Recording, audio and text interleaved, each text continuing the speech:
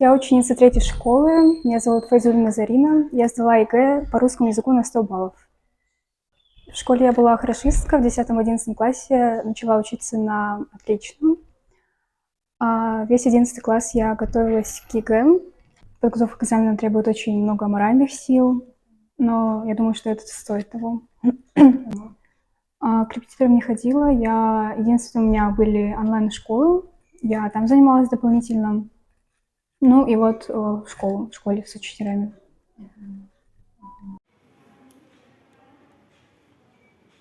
В 10 классе я уже определился, что буду выбирать направление медицины, и поэтому решил сдавать химию, биологию, ну и, соответственно, русский.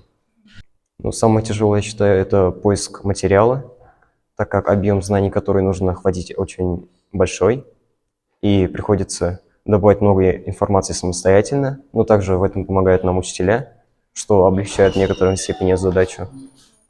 По русскому я получил 100 баллов, и по математике я сдавал базовую математику, поэтому там оценить по 5-бальной шкале я получил 5.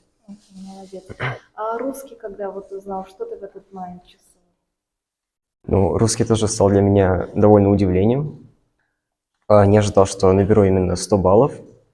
Как только я узнал результаты, я сразу написал своей учительнице с благодарностью, Нине Ивановне, которая внесла огромный вклад в мою подготовку, помогала мне, сопровождала. Как отреагировали твои родители? Они были тоже очень рады. Ну, это был высокий балл. Для них это было счастье. Хорошо. Матибуллина Идаля, выпускница Манзаратской средней школы, сдала ЕГЭ по русскому на 100 баллов.